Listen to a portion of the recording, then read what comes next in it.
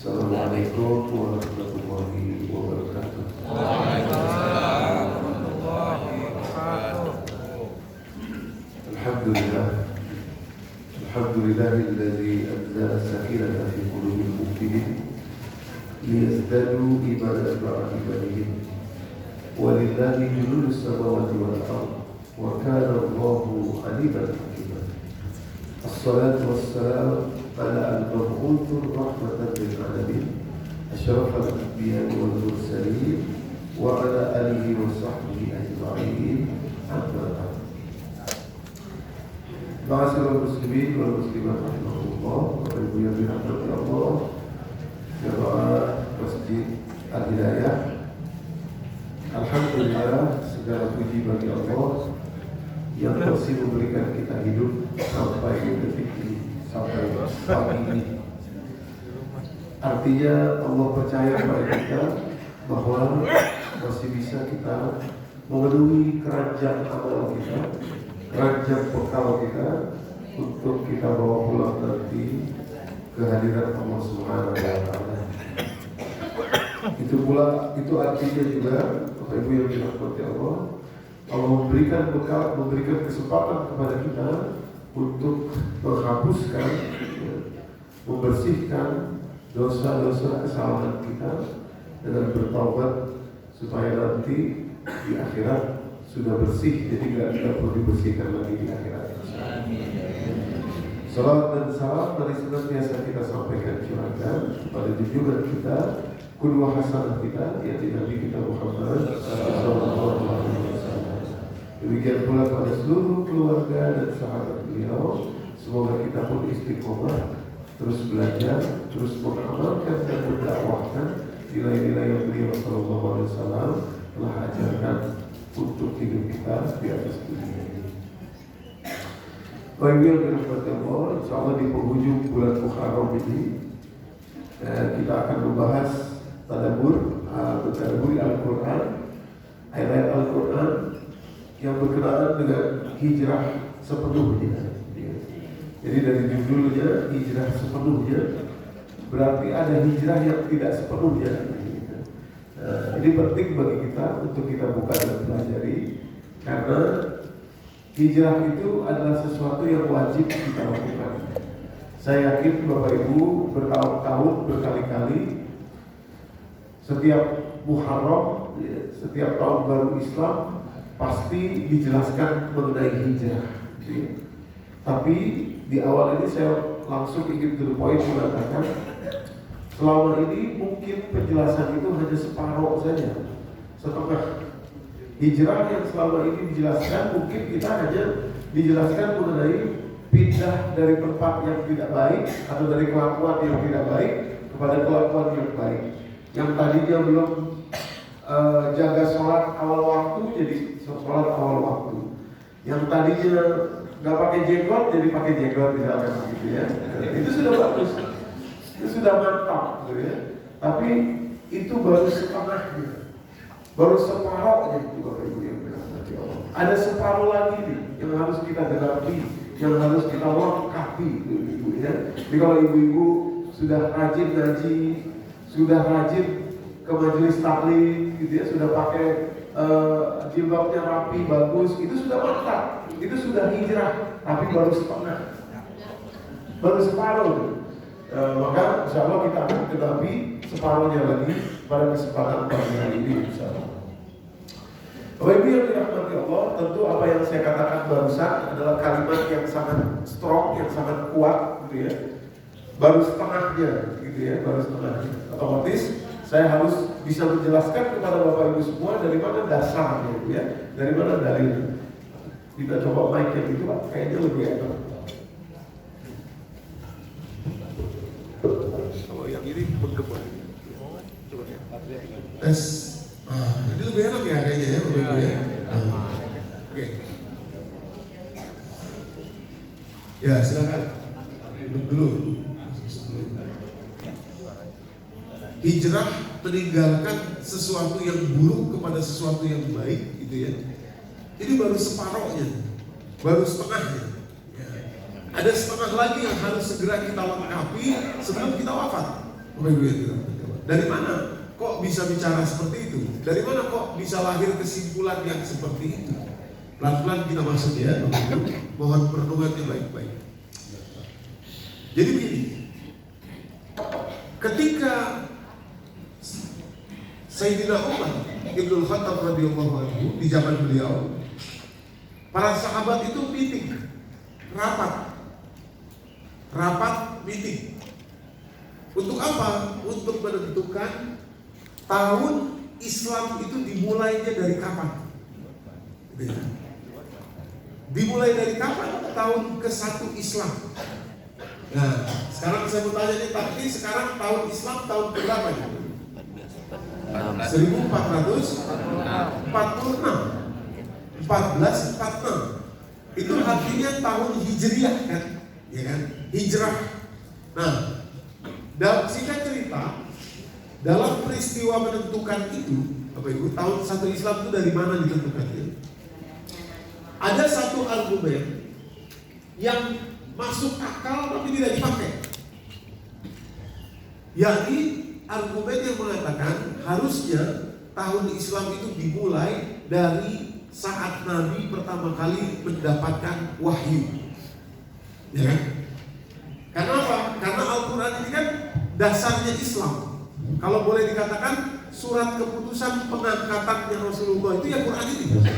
Iya. SK-nya Rasulullah itu jadi Nabi itu ya Quran ini.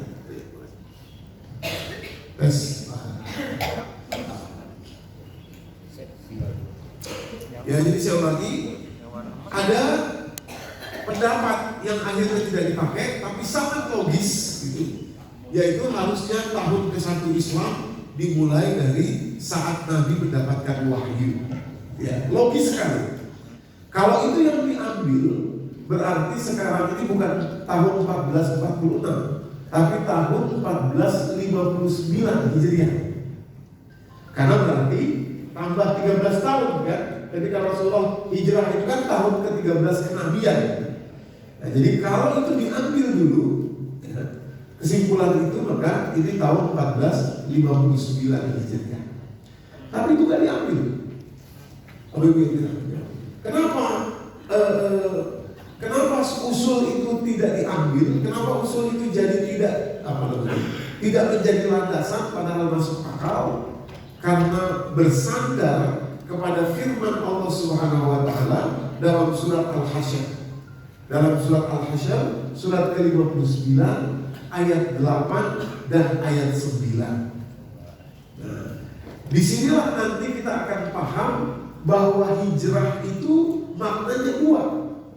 Sebagaimana para sahabat dulu memutuskan, dari sini memutuskannya itu, bahwa tahun ke-1 Islam itu bukan saat Nabi terima wahyu, which is adalah 13 tahun yang lalu, tapi saat Nabi hijrah ke Madinah. Gitu ya. Maksudnya apa?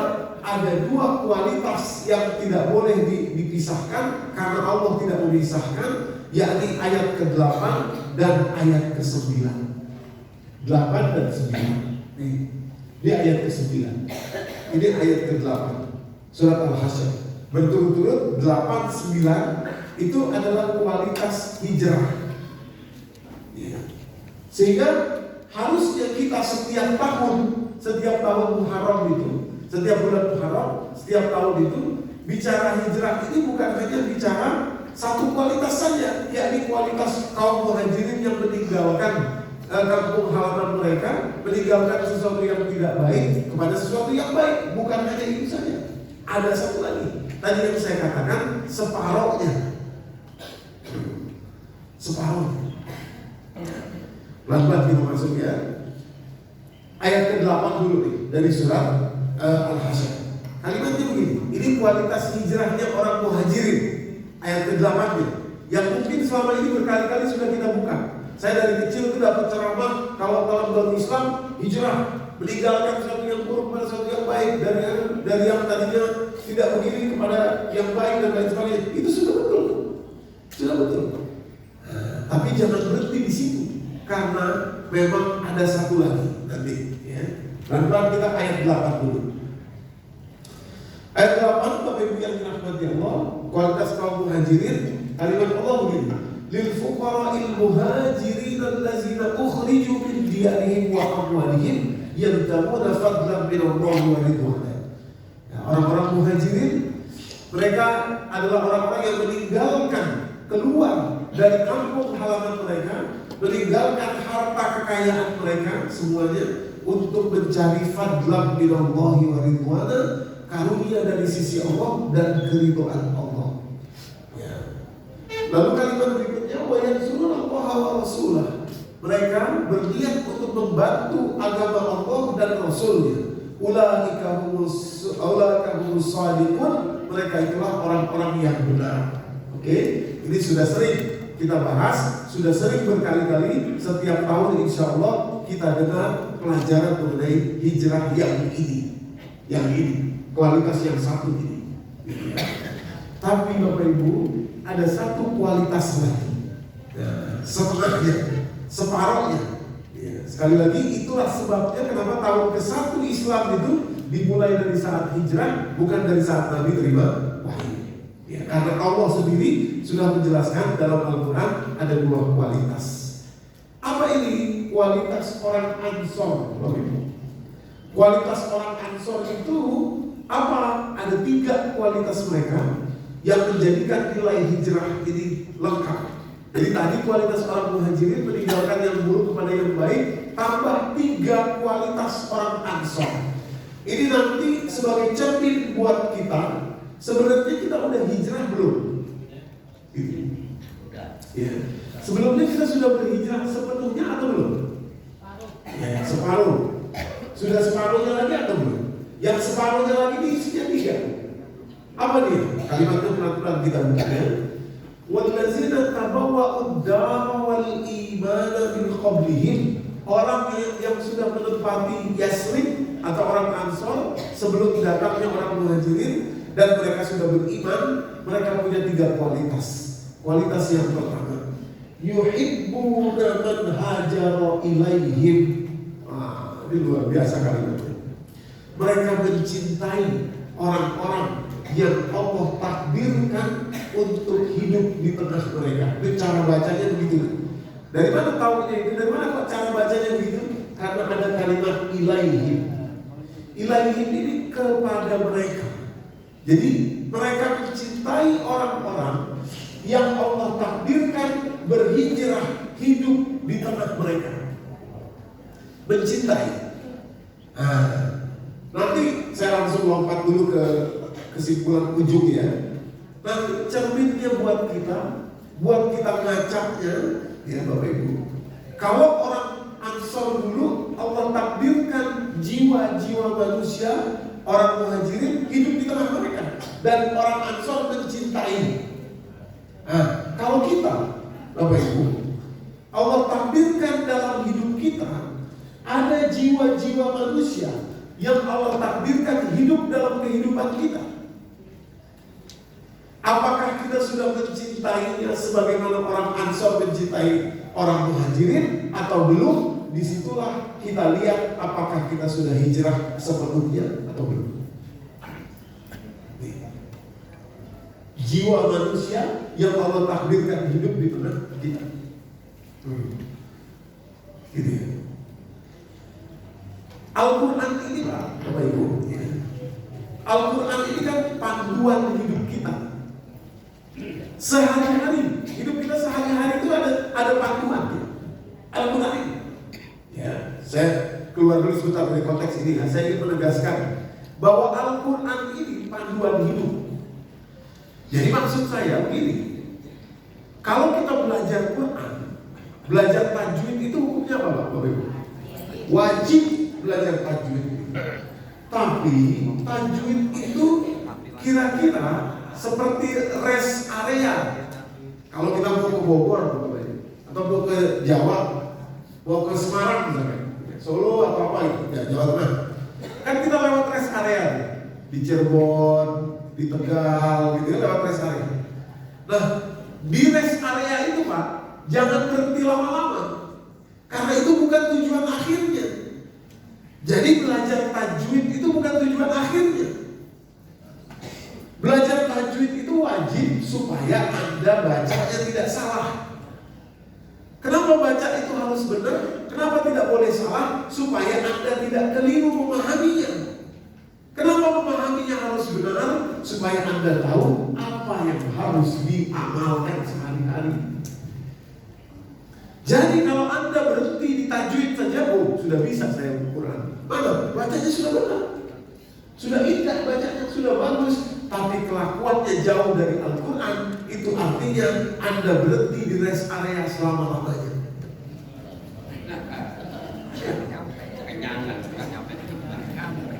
Padahal tujuannya bukan di situ kan? Bukan di situ tujuannya.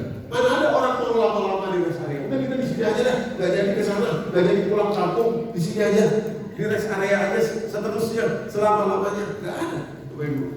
Nah, begitu pula Al-Quran. Belajar tajwid itu rest area deh. Persinggahan sebentar saja. Ujungnya, tujuannya adalah agar Al-Quran ini bisa menjadi panduan kehidupan kita sehari-hari. Bapak Ibu. Nah, begitu juga hijrah ini. Al-Quran mencontohkan muhajirin dan ansor. Dalam hidup kita bukan muhajirin dan ansor, tapi orang-orang yang Allah takdirkan hidup di tengah kehidupan kita. Nanti kita buka satu persatu bagaimana orang Ansor memperlakukan orang yang Allah takdirkan hidup di tengah mereka. Maka kalimatnya tadi kembali ke sini, yuhibbuna man hajara ilaihim, mereka mencintai orang yang hijrah ke tengah kehidupan mereka. Ilaihim, kepada mereka. Nah, itu maksudnya. Kepada mereka. Artinya Allah takdirkan hidup di tengah kehidupan mereka. Itu kualitas yang pertama. Orang Ansor. Yang kedua, kualitas kedua, wala yajidu fi sudurihim hajatan mimma utu.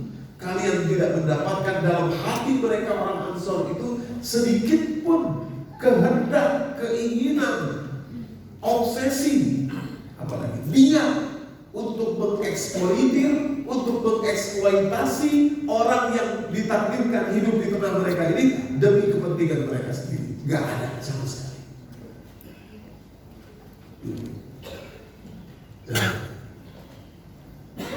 Tuh kan jadi pada diem gitu ya.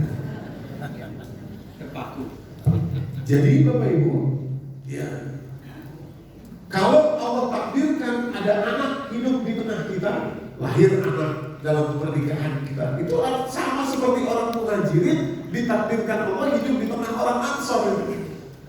Gitu ya. Itu untuk kehidupan kita seperti ini. Nah, tinggal kita ngaca aja. Apakah saya mengeksploitir anak saya ini demi kebanggaan saya? Demi keinginan saya? Oh, siapa dulu bapaknya? Siapa dulu ibunya?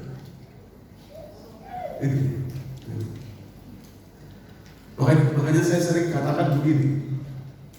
Hati-hati kalau kita pakai hadis tentang menghafal Quran dapat mahkota tuh hati-hati. Hati-hatinya gini. Jangan kita pakai itu untuk anak kita. Nah, kamu hafal Quran di sana, masuk pesantren.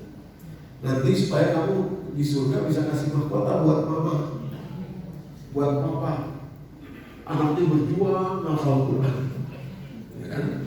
Tahu-tahu begitu dia pulang liburan, pulang ke rumah, dia lihat sehari-hari ibunya kerjaannya nonton Netflix, nonton drakor aja gitu.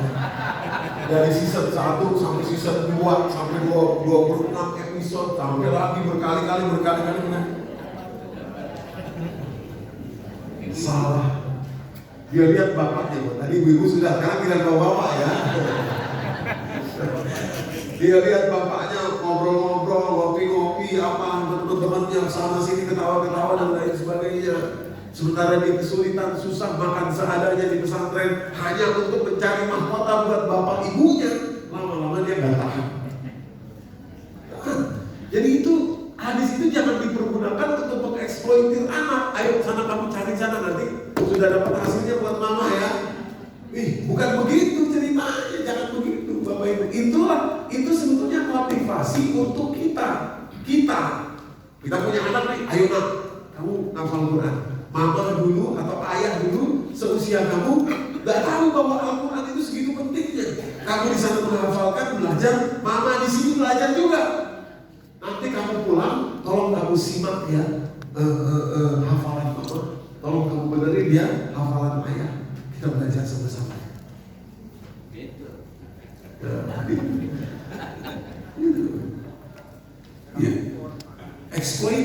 mengeksploitasi untuk kepentingannya dia. Itu kualitas orang Ansor yang kedua. Wala yajidu fi sudurihim hajatan mimma utu, tidak ada dalam hati mereka itu secuil pun keinginan, niat untuk mengeksploitir orang yang Allah titipkan dalam kehidupan mereka ini demi ego kepentingan mereka sendiri. Bersih, gak ada sama sekali. Nanti kita tampilkan harusnya di mana kita ya dalam kehidupan kita supaya punya kualitas hijrah yang separuh lagi ya, supaya lengkap. Yang kedua, apa tadi yang pertama Bapak Ibu? Mencintai ya orang yang ditakdirkan Allah hidup di tengah mereka. Yang kedua, tidak ada di dalam hati mereka niat untuk mengeksploitasi demi ego mereka sendiri, demi kepentingan mereka sendiri. Yang ketiga, ini yang luar biasa. Tintanya saya kasih beda di situ. Wa yusiruna ala anfusihim walau kana bihim khassasah. Mereka memprioritaskan, mengutamakan, mementingkan orang-orang, jiwa-jiwa manusia yang Allah titip, Allah takdirkan hidup di tengah mereka ini. Mereka memprioritaskan orang-orang itu, jiwa manusia itu lebih dari diri mereka sendiri, walaupun mereka kesulitan, walau kana bihim khassasah. Wa man yuqashuha nafsihi fa ulaika humul muflihun. Ini kalimatnya, barang siapa yang Allah bebaskan dari kekikiran dirinya, maka sungguh dia telah beruntung. Nah, di yang ketiga ini banyak jebakan. Kadang-kadang orang berpikir saya udah kasih semuanya buat dia, saya udah kasih segalanya buat dia, gitu. Padahal ternyata apa yang diberi itu kepada siapa yang dia kehendaki itu tidak sesuai dengan yang diharapkan oleh orang tersebut. Ya.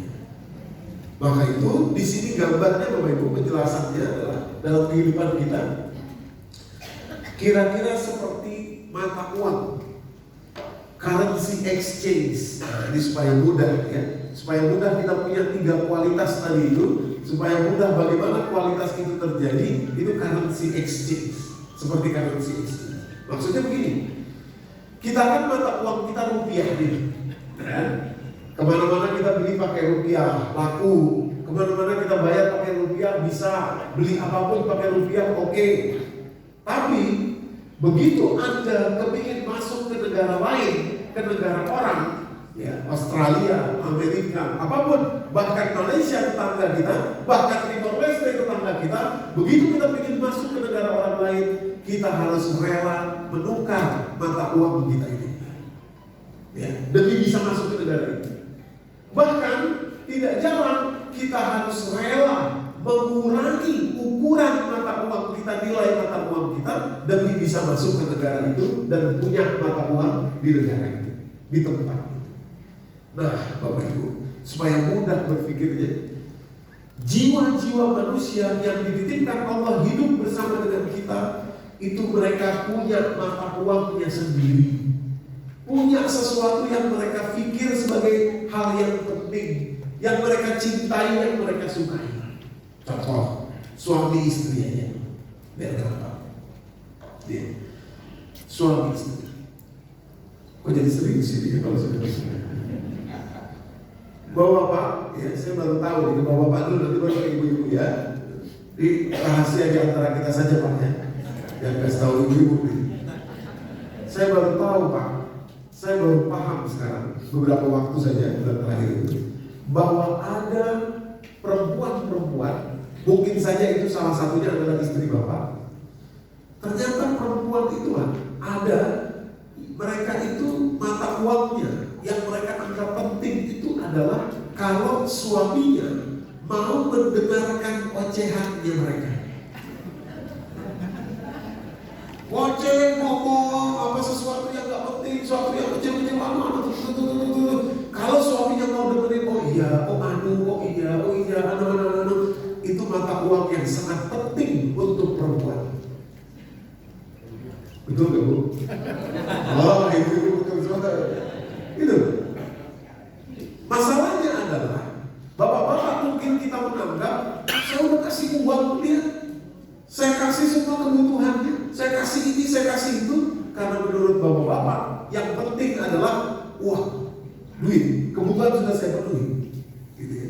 Gak ketemu dengan mata uangnya ibu-ibu, mata uangnya istri. Padahal ini cuma soal mau tuker nggak mata uangnya, rela tuker nggak. Itu hijrah yang separuh lagi tadi. Saya ingatkan 3, yuhibbuna man hajara ilaihim wa la yajidu fi sudurihim hajatan mimma utu wa yusiruna ala anfusihim walau kana bihim khassasah. Khusus yang ketiga itu mereka mengutamakan, memprioritaskan orang-orang manusia, jiwa-jiwa manusia yang dititipkan Allah dalam kehidupan mereka walaupun mereka kesulitan. Mengutamakan itu artinya tidak sesuai dengan mata uang kita, jangan sesuai mata uang kita, sesuai dengan mata uang dia. Sesuai dengan mata uang dia. Sekarang saya ke ibu-ibu nih, Bu. Ini rahasia di antara kita aja ya Bu ya, jangan kasih tahu bapak nih. Ada laki-laki Bu, ya. Saya nggak tahu boleh jadi itu adalah suami ibu, ya salah satunya. Maksud saya, laki-laki itu punya mata uang. Sesuatu yang dia anggap penting adalah salah satunya ya.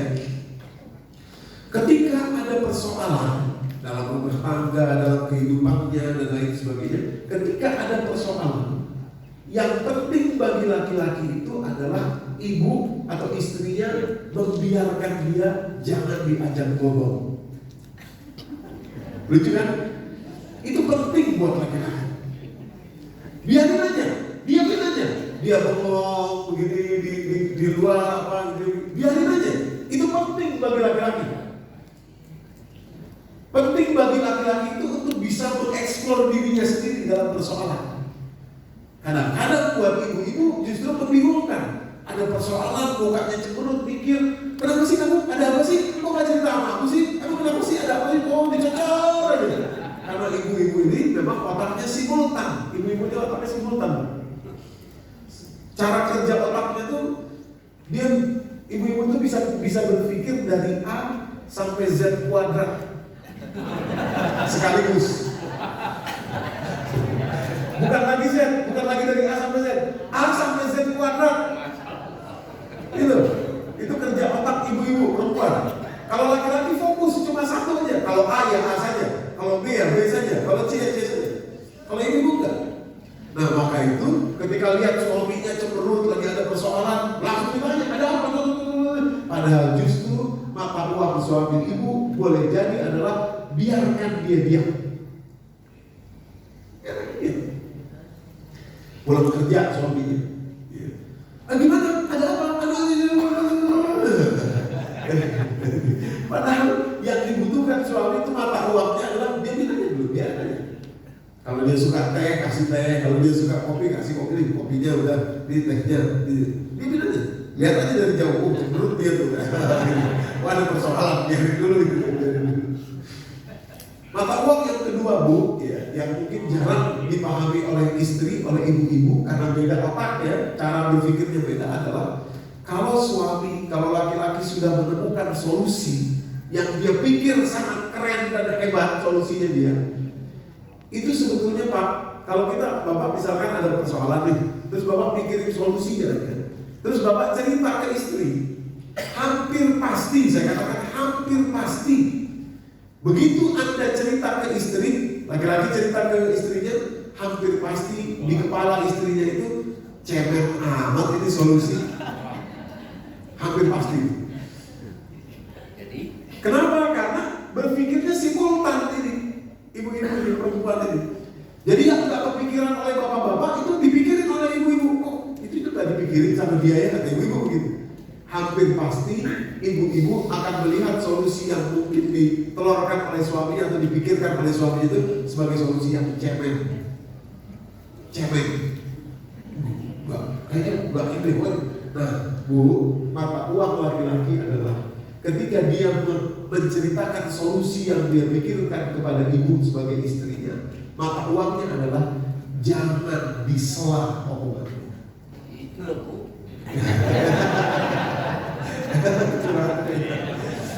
Jangan dipotong, jangan dipotong. Saya tahu ibu di kepala itu keluar apaan ini, dia belum ada, dia belum ini juga begini, dia juga itu. Tapi kalau ibu berhasil untuk sementara waktu beberapa menit itu diam dulu, oke dulu, itu artinya ibu sudah menukarkan mata uang ibu kepada orang yang dititipkan hidup di dalam kehidupan ibu, alias hijrah sepenuhnya. Itu maksudnya.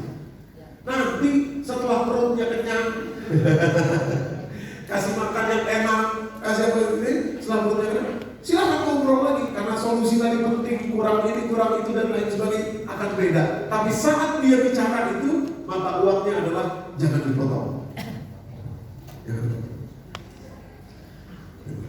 Nah, ini kan persoalan yang sepele saja sebetulnya. Persoalan cuma soal tahu mata uangnya apa ini cuma gitu aja. Gitu. Ada lagi Pak, biar seimbang ya.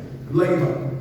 Rupanya Pak, ya dari hasil penelitian panjang itu, mata uang yang penting untuk istri, untuk ibu-ibu itu adalah ketika bapak itu memiliki sentuhan fisik kepada istri. Maksudnya kalau lagi jalan-jalan digandeng tangannya.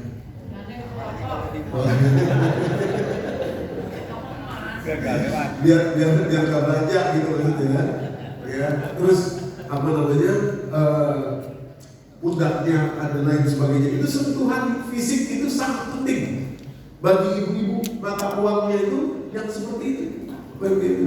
Mungkin buat laki-laki udahlah nggak usah lah, udahlah nggak inilah. Tapi buat ibu-ibu itu adalah hal yang penting. Coba kita konfirmasi, benar nggak Bu? Salon aja salon. Gitu ya. Ini mata uang Bapak Ibu yang dirahmati Allah. Mata uang yang sangat penting untuk kita tukarkan, untuk kita rela berikan ya, supaya hijrah. Apa? Kalau pakai sen kiri beloknya kanan. Ini pada begitu. Iya. Apalagi Bapak Ibu, setelah ada tambah jiwa manusia yang Allah titipkan dalam kehidupan kita berupa anak ini. Berupa anak. Wah, ini luar biasa sudah. Gak sama Pak, apalagi anak-anak yang lahir istilahnya generasi Z, generasi milenial. Beda sekali Bapak Ibu yang dirahmati Allah. Jadi kalau kita ya, orang tua kita dulu didik dengan kita sekarang, situasi kita dulu hampir sama ya. Tapi begitu anak-anak generasi milenial ini yang lahir sekitar tahun 90-an ke atas itu, sama apalagi generasi Z yang lahir tahun 2000-an itu, cara berpikir mereka beda sekali. Cara berpikir mereka beda. Kenapa? Salah satunya ini, karena mereka lahir sudah ada ini, sudah ada internet. Jadi apa yang dulu kita butuh waktu mungkin berhari-hari untuk mengumpulkan informasi, pakai clipping, gunting koran, gunting majalah, dibuat clipping untuk satu informasi. Anak sekarang cuma butuh waktu kurang lebih 5 detik saja untuk menemukan informasi yang sama. Lihat bagaimana percepatan mereka itu. Oleh karenanya, kalau kita tidak berhasil menukarkan mata uang kita dengan mereka, artinya trust yang mereka tidak kita dapatkan, nggak dapat. Jalannya apapun yang Anda bicarakan kepada mereka dianggap nggak ada. Apa ini? Ya benar. Ya. Saya ada contoh. Ya. Dulu anak saya perempuan buku nggak ada, kita ngomongin aja. Anak saya perempuan, Mariam, gitu kan. Waktu kecil dulu, waktu SMP, dia bilang gini sama saya, sama saya dan ibunya.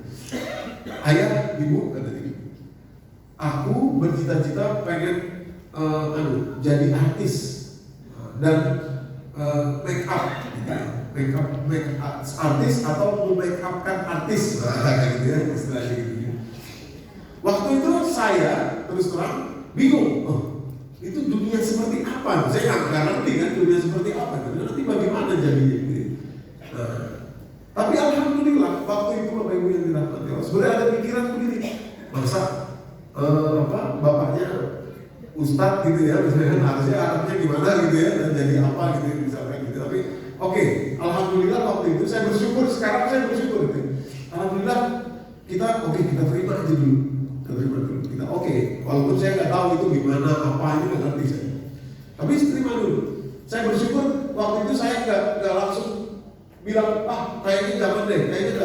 tidak, tapi kita terima. Dan saya bersyukur juga ibunya itu mendukung dengan membelikan satu set alat-alat make up. Waktu itu saya nggak setuju juga, tapi akhirnya udah dibelikan, dikasih ke dia. Wah, dia senang kalau make upin orang, ibunya di make upin, ganti lagi apa gitu. Senang dia. Nah, seiring berjalannya waktu. Terus waktu berangkat umroh, saya ajak umroh, saya membawa jamaah umroh waktu itu, saya ajak anak saya di motor ini perempuan dan ibu saya ajak umroh. Di sana kan kami membawa jamaah umroh begitu dan lain sebagainya. Rupanya dia terkesan. Pulang umroh ini di pesawat kalau nggak salah apa di kereta, dia bilang gini sama saya, ayah, aku nggak jadi make up. Terus kamu apa? Saya pengen kuliah tafsir di Madinah. Saya pengen kuliah tafsir Quran di Madinah. Terus saya dalam hati mikir, kok bisa berubah begitu dia ya? Kok sesuatu yang tadi dia sukai sekali itu kok enggak? Ini lagi kok jadi begitu. Dalam hati saya sebenarnya itu yang saya pikirkan, itu yang saya inginkan gitu ya. Tapi seandainya dulu mata uang itu saya paksakan, janganlah udah kamu kuliah aja. Kita nggak dapat trust dari dia. Kita nggak dapat rasa percaya dia kepada kita, gitu ya. Nah, Bapak Ibu yang dirahmati Allah, tapi berjalannya waktu karena dia perempuan sudah dijajaki di sana harus ada mahram, harus ada yang tinggal dan lain sebagainya. Makanya soal peraturannya ribet lah, untuk perempuan itu lebih ribet gitu ya. Kalau beli igomah pun ada kisah bahwa igomahnya itu nanti ternyata diperpanjang, kalau nggak diperpanjang, pokoknya macam-macam lah cerita. Akhirnya singkat kesimpulan, sekarang dia akan masuk ke perguruan tinggi yang menjadi guru sekolah gitu ya, guru sekolah. Tapi dari situ perjalanannya saya melihat bahwa trustnya itu yang harus kita ambil dulu. Setelah itu apapun yang kita bicarakan kepada dia akan masuk. Tapi kalau trust atau rasa percaya dia itu nggak ada kepada kita karena kita memaksakan mata uang kita, apapun yang kita bilang nggak akan masuk. Nggak akan masuk. Saya ada satu kisah lagi, ada jamaah ya, baru beberapa waktu yang lalu cerita ke saya, Ustaz, ya, saya punya anak sudah dewasa. Ya Bu, dulu dia kuliah sampai keluar negeri, kuliah IT. Tapi saya kecewa sama dia. Kenapa? Sekarang dia kerjanya main game. Main game. Terus, iya, emang sampai keluar negeri dia main game gitu. Sampai dapat juara ini itu dan lain sebagainya, uangnya banyak dia main game. Tapi karena saya tidak suka, harusnya dia bekerja di mana, di kantor atau apa gitu. Akhirnya saya umpetin semua piala-pialanya itu, saya umpetin di bawah kolong tempat tidur saya. Dan dia nggak tahu. Saya bilang, terus ibu ini nanya, gimana cara saya bisa mengubahnya? Saya bilang, Bu, satu-satunya cara, ibu harus tukarkan dulu mata uang ibu ke dia. Atas apa yang sekarang terjadi sama dia itu. Kalau ibu ingin mengubah dia, ambil dulu rasa percayanya dia, trustnya dia kepada ibu. Caranya gimana? Tukar mata uangnya. Maksudnya masuk dulu ke dunia dia. Hargai apa yang dia pilih dulu. Selama itu tidak diharapkan dalam artian yang betul-betul diharapkan, hargai dulu apa yang dia pilih. Nah, setelah itu baru masuk nilai-nilainya, baru bisa, baru trust, sesudah trustnya dapat, baru kita bisa bicara. Kalau tidak begitu, nggak akan muncul. Jadi apa yang dia pilih itu kita hargai. Oke, apa ini? Oh, ini game apa? Oh, gini caranya. Ini apa caranya? Mainnya bagaimana? Mama nggak tahu, coba ajarin. Oh iya, hebat kan lu ya, juara 1. Oh begini lah. Di situ setelah ibu dapat trustnya dia, bapak dapat trustnya dia, baru kita bisa bicara lagi nilai-nilai kita. Tapi kalau sudah sejak awal kita paksakan mata uang kita, Bapak Ibu, saya kadang-kadang merenung juga, lucu juga ya. Kalau ada orang maksain mata uangnya, contoh ibu ke Amerika, bawa uang rupiah, atau ke Inggris, ke London misalnya, bawa uang rupiah. Terus ibu beli roti atau beli kopi, beli roti, iya berapa? Sekian dolar, $10 misalnya. Oh ini uang saya rupiah nih, saya bayar 5 kali lipat. Rupiah katakan 15.000 gitu ya, $10 berarti kan 150.000, nih saya bayar 1 juta. Ada pakai uang rupiah. Ya orangnya nggak mau lah. Orangnya nggak mau, dia bilang, ini uang ini berharga loh, ini uang ini laku loh, ini uang ini nggak bisa. Kenapa? Karena itu tidak sesuai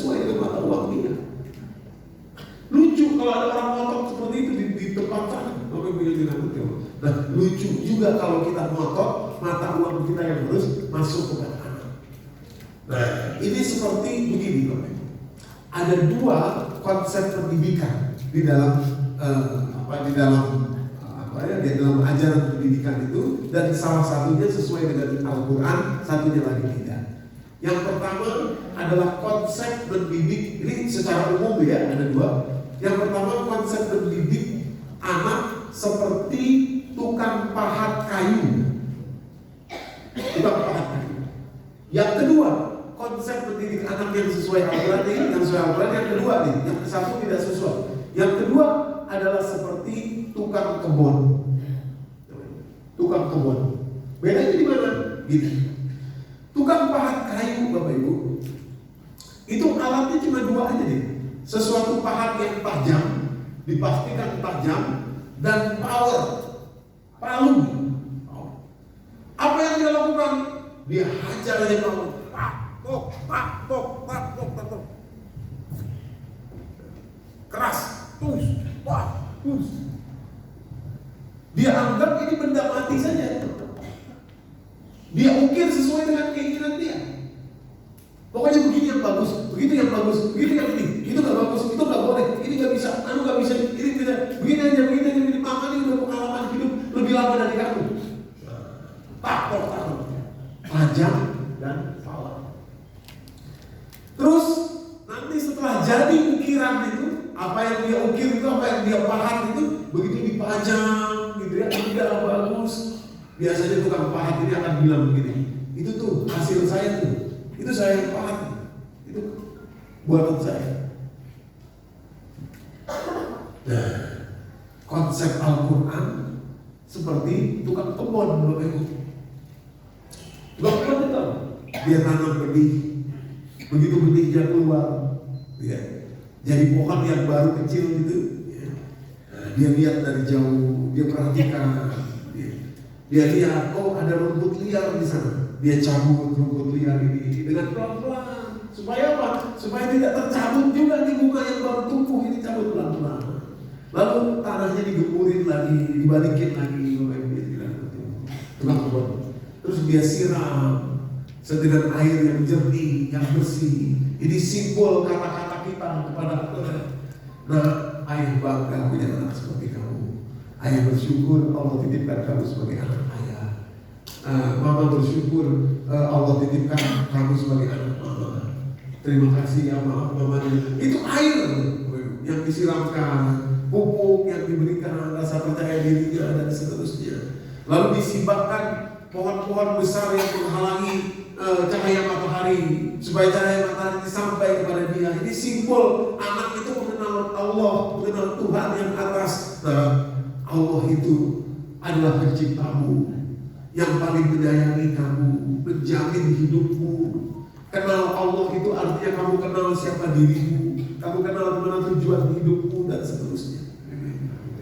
Lalu bedanya lagi, tadi tukang pahat dan tukang kebun, begitu bunga ini, pohon ini tumbuh mengeluarkan bunga yang berwarna-warni merah, kuning, cerah dan lain sebagainya. Tukang kebun gak akan pernah bilang begini, itu saya yang menghidupkan.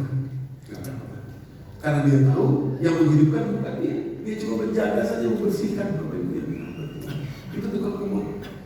Nah, konsep Al-Quran itu seperti tukang kebun, bukan seperti tukang pahat, tak pakai power. Akhirnya apa? Luka batin di anak. Luka. Saya punya contoh begini Pak. Ada seseorang yang usianya ini sekarang sudah 60-an, saya kenal orang itu. Dulu dia dididik oleh orang tuanya tentu saja sudah meninggal. Di orang tuanya dia ini kan, beliau ini kan hidup di zaman perang, ya, di masa perang, gitu ya. Lahir tahun 20-an, 30-an, gitu ya, hidup di masa perang. Rupanya Bapak Ibu, dari beberapa hasil studi, orang yang hidup di masa perang itu cenderung khawatirnya itu berlebihan, cemasnya berlebihan, dan irit, super irit. Sangat irit. Sehingga dia mendidik anaknya, kira-kira dia bilang ke anaknya, kalau kamu sampai membeli barang, sesuatu barang yang harganya tinggi, padahal bisa membeli barang yang harganya rendah walaupun mungkin kualitasnya jauh, itu berarti kamu bodoh. Itu berarti kamu rugi. Kok ini mahal banget sih harganya? Gak bisa ditawar sampai segini. Kok ini gak ada sih? Kamu salah kalau begitu. Anak tuh dulu dididik seperti itu. Dari zaman perang, orang tua di zaman perang dididik seperti itu. Karena zaman perang itu sangat harus menjaga uang dan lain sebagainya, makanan dan lain sebagainya. Rupanya, Bu, anak ini tumbuh, ya, selama-lamanya dia akan merasa inferior. Ini contoh yang banyak. Begitu dia punya anak lagi, si anak ini yang lahir tahun mungkin tahun 50-an gitu ya, lahir tahun gitu. Begitu dia punya anak lagi, di masa sekarang anaknya sudah dewasa, sudah bekerja. Anaknya ini membelikan hadiah kepada ibunya, berupa mungkin sesuatu yang mahal, baju yang harga sekian juta dan lain sebagainya. Begitu dianugerahkan, diberikan kepada ibunya, Bu, ini hadiah dari saya. Begitu dilihat harganya, begitu dia tahu itu mereknya, harganya sekian juta. Aduh, mahal banget, gak usah lah, ngapain sih, Bapak gak butuh kok, begitu. Malah sedih, bukan bahagia. Malah kecewa, bukan bahagia. Malah khawatir, bukan bahagia. Kenapa? Karena sifat tadi itu melekat, luka batin tadi itu, pahatan tadi itu melekat di dalam dirinya selama-lamanya. Anak ini jadi inferior, jadi rendah diri. Diajak sama anaknya, cucunya si tadi dia diajak, ayo Bu, kita jalan-jalan yuk, kemana di sini udah, ayo ikut. Kita di hotel, gitu kan, hotelnya berapa ini harganya? Aduh, jangan yang mahal-mahal lah, jangan yang ini lah, jangan ini. Bukan dia mensyukuri, malah khawatir, kecewa, sedih. Itu dari mana itu? Dari luka pahatan tadi. Luka pahatan. Tidak selesai luka pahatan itu selama-lamanya. Nah, ini bedanya antara tukang kebun dan tukang pahatan. Tukang kebun itu rela demi untuk si orang yang hidup di tengah mereka. Oke, jadi apakah kita sudah hijrah atau belum sepenuhnya, Bapak Ibu yang dirahmati Allah? Kaca cerminnya itu ada di orang-orang yang Allah titipkan hidup bersama dengan kita. Itu cerminnya Anda sudah hijrah atau belum? Jangan sampai hijrahnya cuma separuh saja. Hijrah separuh itu tadi meninggalkan sesuatu yang buruk ke sesuatu yang baik. Anda sudah belajar Islam, baru belajar Islam mungkin 1-2 tahun, tiba-tiba semua orang salah semua di mata Anda. Wah, ini nggak boleh begitu, ini nggak boleh begitu. Nanti masuk neraka kalau begitu. Ini nanti bangun begini. Itu bukan hijrah yang sepenuhnya. Hijrah sepenuhnya ada kualitas orang Ansor, di mana bisa memahami, menyayangi, tukar mata uang. Kalau kita sudah tahu Islam sekarang, jangan-jangan orang tua kita belum tahu Islam. Kenapa? Karena mereka belum belajar. Kalau kita sudah belajar sekarang, mereka sudah hidup puluhan tahun, wajar kalau mereka nggak bisa membalikkan seperti telapak tangan, langsung bisa mengerti apa yang sudah kita pelajari, wajar. Jadi karena semangat hijrah yang keliru tadi itu, yang cuma dipakai setengah, jadinya justru kontraproduktif istilahnya. Kontraproduktif. Padahal hijrah ada separuhnya lagi. Jadi orang yang sudah hijrah itu sesungguhnya bisa menyayangi, bisa memberikan mata uang ya, kepada orang di sekitarnya. Oke, terakhir sebelum kita tanya jawab ya, saya ingin memberikan satu dalil lagi, satu penjelasan lagi. Ini aslinya bisa dihidup ini. Gitu ya. Ibu-ibu kan kepanasan? Ada yang panas, ada yang enggak gitu ya. Kita tolong dihidup.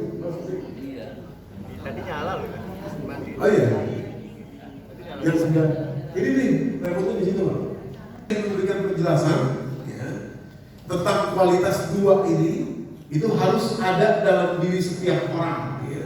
Harus ada diri setiap orang ya. Jadi itu mungkin ibu-ibu. Mas sudah.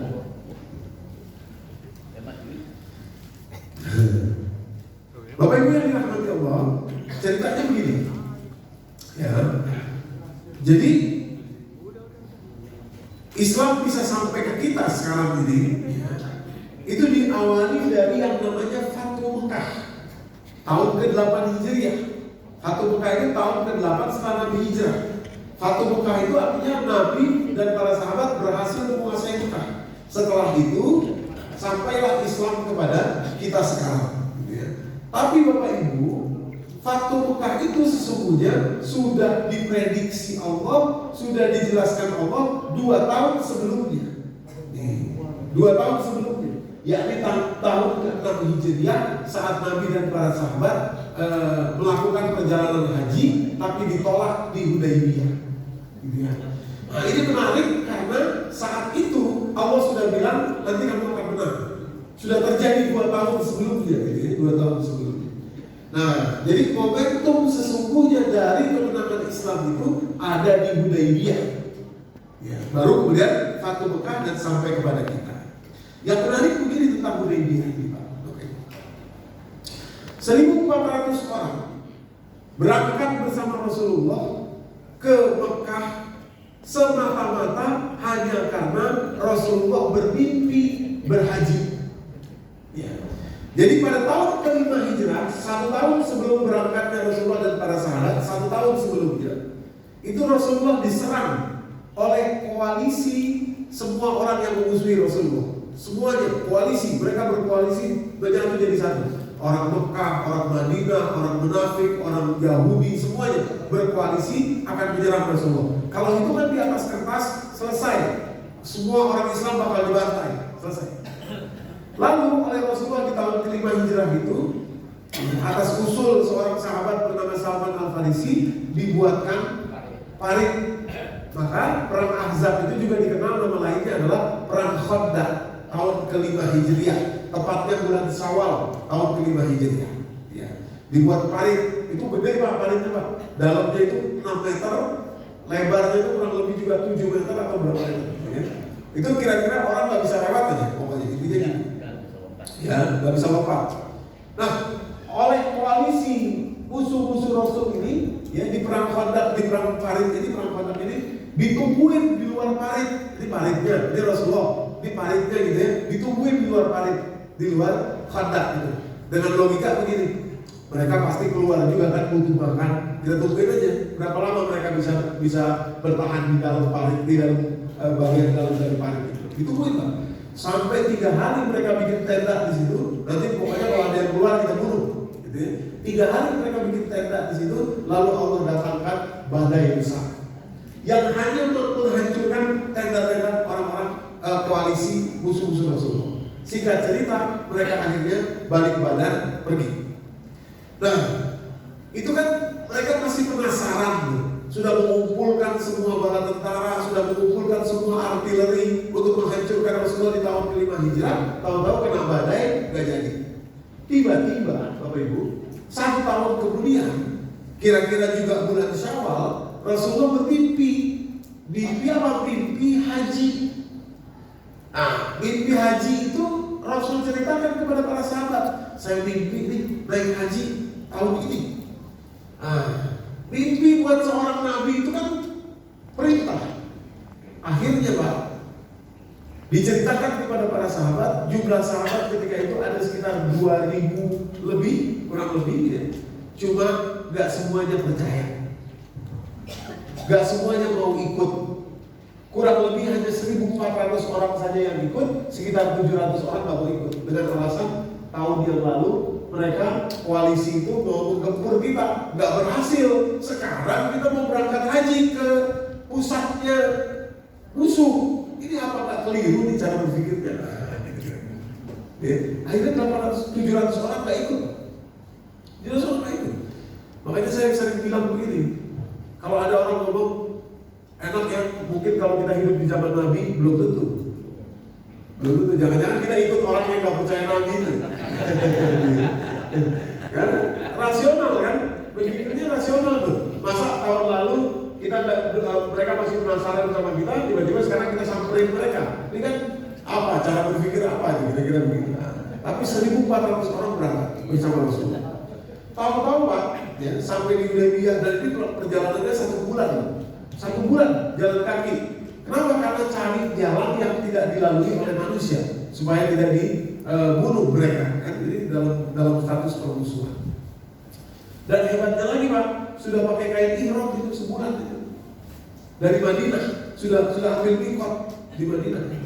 Makanya kalau kita haji pakai kain ihram 3-4 hari udah gerah aja bawaannya. Kalau umroh baru sehari pakai kain ihram udah malas aja gitu. Padahal Rasulullah dan para sahabat pernah 1 bulan pakai kain ihram dalam perjalanan. Oke, sampai di Hudaybiyah mereka bikin tenda, mereka tinggal di situ dan mengutus Sayyidina Utsman masuk ke Mekah. Tujuannya untuk negosiasi. Nih kami mau haji tahun ini. Udah kita gencatan senjata dulu dah. Jangan ada permusuhan, jangan ada pembunuhan. Karena Mekah adalah negeri yang aman. Kami mau ibadah saja. Nanti pulang, kita musuhan lagi nggak apa-apa. Kita perang lagi nggak apa-apa. Ditungguin 3 hari, Sayyidina Utsman nggak keluar. 3 hari. Akhirnya terjadi desas-desus di antara 1.400 orang ini. Desas-desusnya gini, Utsman paling dibunuh, ya kan? 3 hari nggak keluar, paling dibunuh ini Utsman. Nah, di desas-desus itulah kemudian 1.400 orang ini semuanya menjabat tangan Rasulullah, mengatakan, ya Rasulullah, apapun yang terjadi di Hudaybiyah ini, kami tidak akan meninggalkanmu. Kami tidak akan meninggalkan 1.400 orang. Padahal mereka nggak bawa senjata. Tujuannya haji, nggak ada yang bawa senjata. Pokoknya apapun yang terjadi, kami tidak akan meninggalkanmu ya Rasulullah. Udah, mereka jabat tangan semua. Ini baiat Hudaybiyah namanya. Lalu di hari ketiga Sayyidina Utsman keluar, diikuti oleh 3 orang punggawa dari kafir Quraisy. Singkatnya, ditolak Nabi masuk ke Mekah. Gak boleh masuk Mekah. Loh, itu kan rumah Allah, kami mau berhaji, ini bulan haji, bulan Zulhijjah sebentar lagi. Gak boleh, ini kan kekuasaan kami. Terserah, mau masuk kami perangi, kami bunuh kalian semua. Atau dia balik lagi, gak boleh masuk. Akhirnya Rasulullah balik, pulang kembali ke Madinah. Banyak sahabat yang gak setuju dengan keputusan itu, merasa kalah, merasa terhina para sahabat ini. Kok kita diusir sih? Kira-kira begitu ya. Nah, yang menarik saya katakan, ketika Rasulullah balik ke Madinah, perjalanan beliau balik itu mulai dari hari pertama sampai ke Madinah, turunlah surat Al-Fath kepada beliau. Mulai dari pertama balik sampai nanti ke Madinah. Total ada 29 ayat surat Al-Fath itu, surat ke-48 dari Al-Quranul Karim, juz yang ke-26.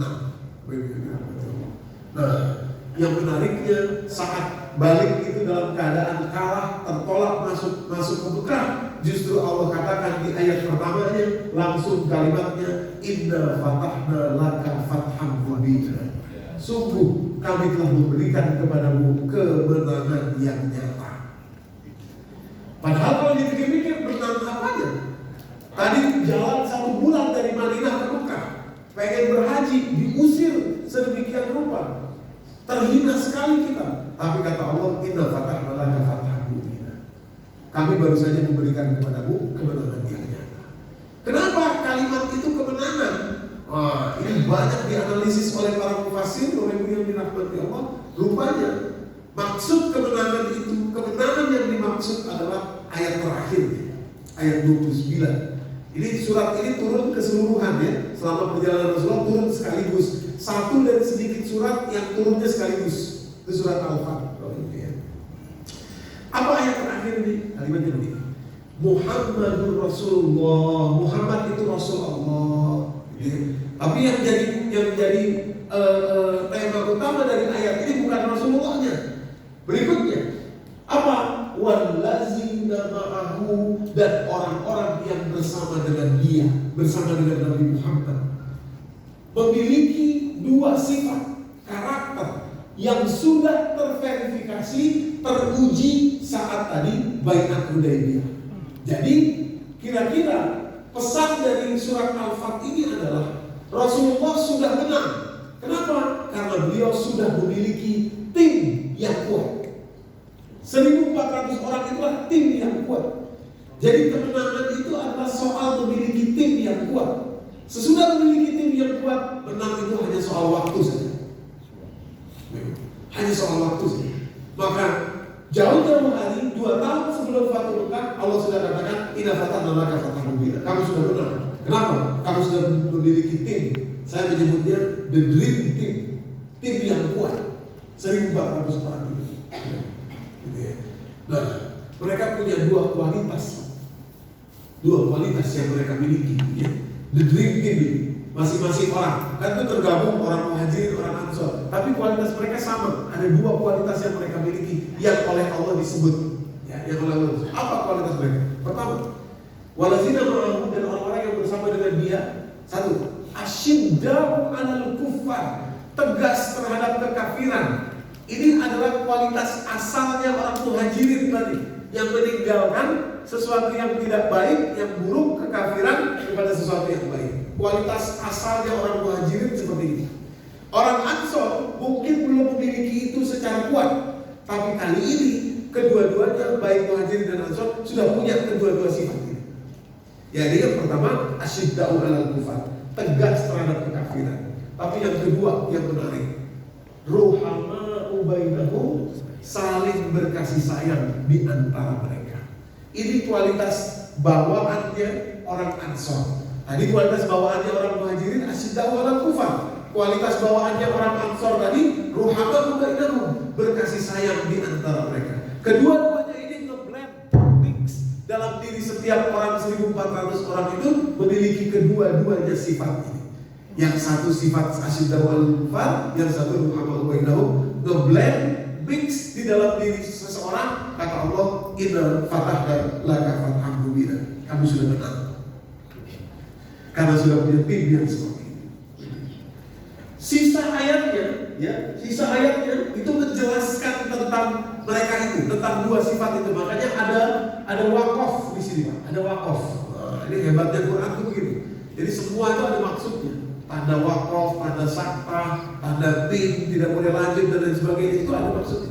Wakaf di sini menunjukkan bahwa pembicaraan utamanya adalah sifat dua ini. Lalu berikutnya adalah penjelasan.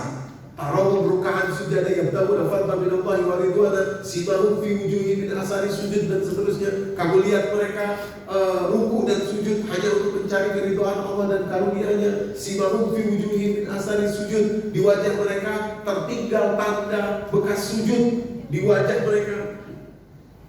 Maaf ya, bukan di dahi, tapi di wajah. Maksudnya kalau dahinya tertinggal, nggak apa-apa juga karena itu bagian dari wajah. Tapi keseluruhan wajahnya kita akan lihat, ini orang yang sujud. Simahum fi wujuhihim min asari sujud. Tapi itu semua penjelasan dari dua sifat tadi. Asyidda'u 'alal kufar, ruhama'u bainahum. Sifat Muhajirin, sifat Ansor nyatu jadi satu. Asyidda'u 'alal kufar, ruhama'u bainahum. Kata Allah, inna fatahna laka fathan mubina. Kemenangan itu cuma soal waktu saja. Jadi maksud saya, kita harus hijrah dua-duanya. Tadi ruhama'u bainahum, kalau orang Ansor dulu di masa mereka terhadap orang Muhajirin mereka berkasih sayang. Kalau kita sekarang terhadap kehidupan atau jiwa-jiwa manusia yang Allah titipkan dalam kehidupan kita. Itulah kawah tandra di mukanya itu. Jadi asyidda'u 'alal kufar, ruhama'u bainahum, enggak boleh lepas. Dua-duanya ada. Jangan sampai asyidda'u 'alal kufar saja, tapi tidak menyayangi orang-orang yang di tengah kita, sehingga arogan, sehingga takabur, sehingga emosi, sehingga merasa diri paling benar dan lain sebagainya. Salah, nggak lengkap. Ibu yang bilang nggak lengkap. Dua-duanya mesti ada. Baru kemenangan itu hanya soal waktu saja. Nah, kita nggak usah bicara yang banyak lah, nggak usah bicara soal negara, soal apa. Di rumah aja dulu. Di rumah kita, mulai dari situ, mulai dari diri kita, mengevaluasi diri kita. Sudahkah kita punya dua-dua kualitas hijrah ini, yakni asyidda'u 'alal kufar dan ruhama'u bainahum. Kemenangan tinggal soal waktu saja.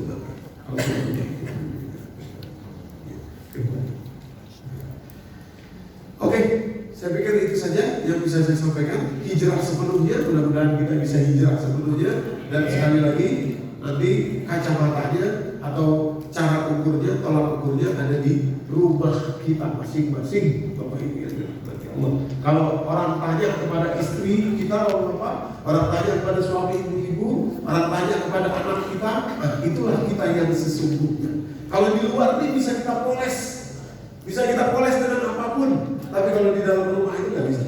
Itulah kita yang sebenarnya. Apakah kita sudah hijrah dua-duanya? Jadi tinggal kita lah yang bisa melakukan evaluasinya. Tinggal kita lah yang bisa melakukan muhasabahnya.